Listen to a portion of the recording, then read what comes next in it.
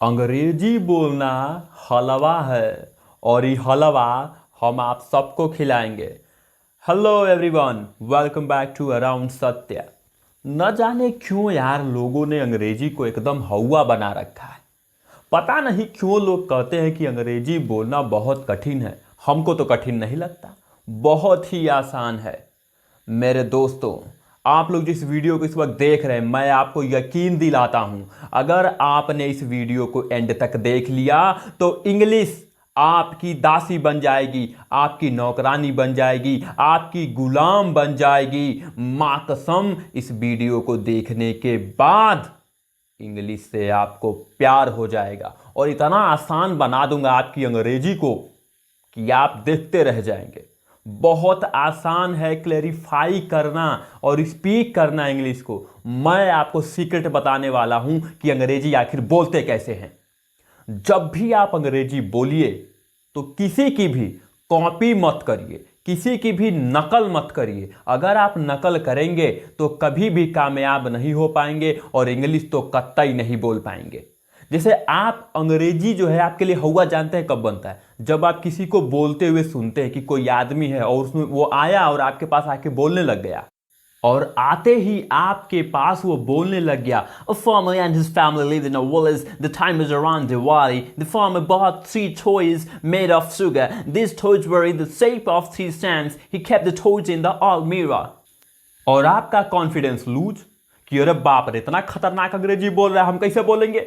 देखिए, अंग्रेजी जब भी आपको बोलना है ना तो अपने स्टाइल में बोलिए। फॉर एग्जाम्पल कि आप गांव में रहते हैं, देहात में रहते हैं, विलेज में रहते हैं, रस्टिक पीपल हैं आप, ठीक है, सिंपल इंसान है आप, तो अंग्रेजी को ऐसी चीज मत बोलिए ना, आप अपने तरीके से बोलिए जैसे आप बोल सकते हैं। ठीक है, आपको मैं इस वीडियो में बताने वाला हूं 10 अंग्रेजी के ऐसे शब्द जिन्हें हिंदी भाषा से लिया गया है, और ये सारे शब्द आपको ऑक्सफोर्ड एडवांस लर्नर्स डिक्शनरी में मिल जाएंगे।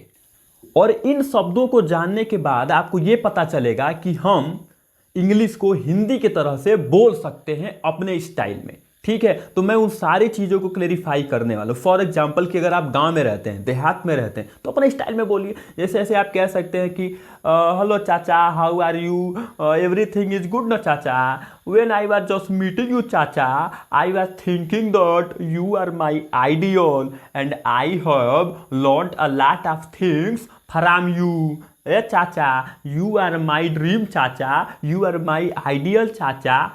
इन this way you can just speak, कि इस तरीके से आप जो है अंग्रेजी बोल सकते हैं। तो ये जो 10 वर्ड है ना, इनको जानने के बाद आपकी जो अंग्रेजी है वो तो लल्लन टाप हो ही जाएगी और अंग्रेजी आप आराम से बोल पाएंगे। तो चलिए शुरू करते हैं इस वीडियो को। पहला शब्द है अप्पा। ये इंडियन इंग्लिश है और अप्पा का मतलब क्या होता है? अब्बा, मतलब कि फादर, पिताजी। जब अंग्रेज इसको यूज करते होते होंगे तो कैसे कहते होंगे? हेलो अप्पा, हाउ आर यू। दूसरा शब्द है बाबा। ये इंडियन इंग्लिश है। बाबा का मतलब होता है अ हॉली मैन। आप चाहें तो ऑक्सफोर्ड एडवांस लर्नर्स डिक्शनरी में जाके देख सकते हैं। फॉर एग्जाम्पल अगर आपको अपने स्टाइल में बोलना तो कैसा? हेलो बाबा, how are you, you are looking very holy today. तीसरा शब्द है बनिया। Bania means a person who sells things या a person who is interested in making money.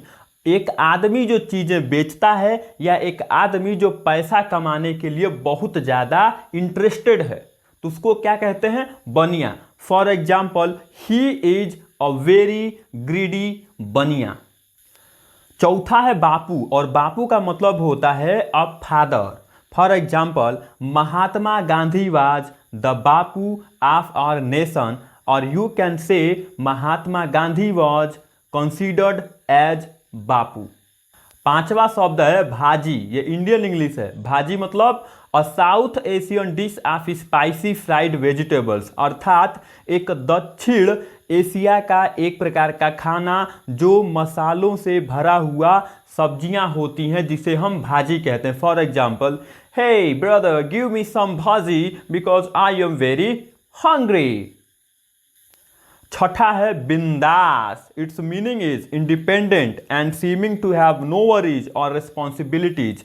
अर्थात स्वतंत्र और ऐसा दिखना जैसे आपके लिए ना तो कोई चिंता है ना ही कोई जिम्मेदारी है। For example, hey guy, live your life bindaas, don't worry, be bindaas. सातवां, चपरासी। Chaprasi means an office worker of low rank who does small task such as delivery messages. For example, chaprasi is going in to the office. आठवां है जुगाड़।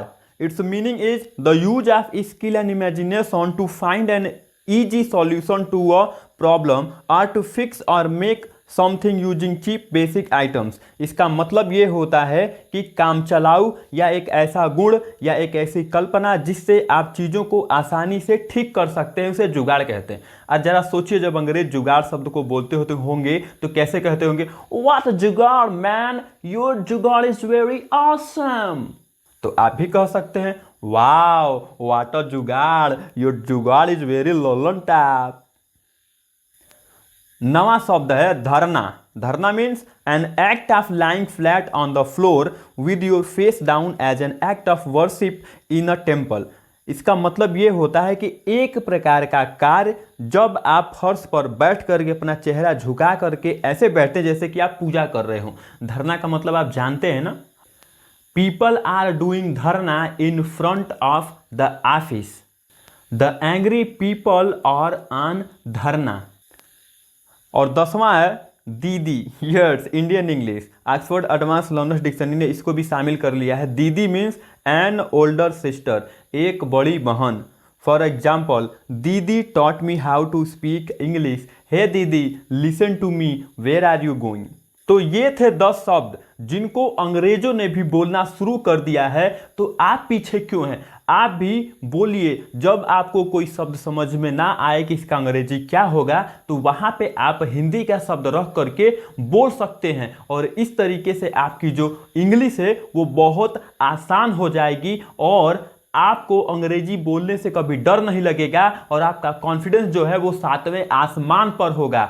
Wish you a very happy day. और मैं आप सभी के लिए यही भगवान से प्रार्थना करूंगा कि आपकी अंग्रेजी बहुत अच्छी हो जाए। Thanks for watching my video.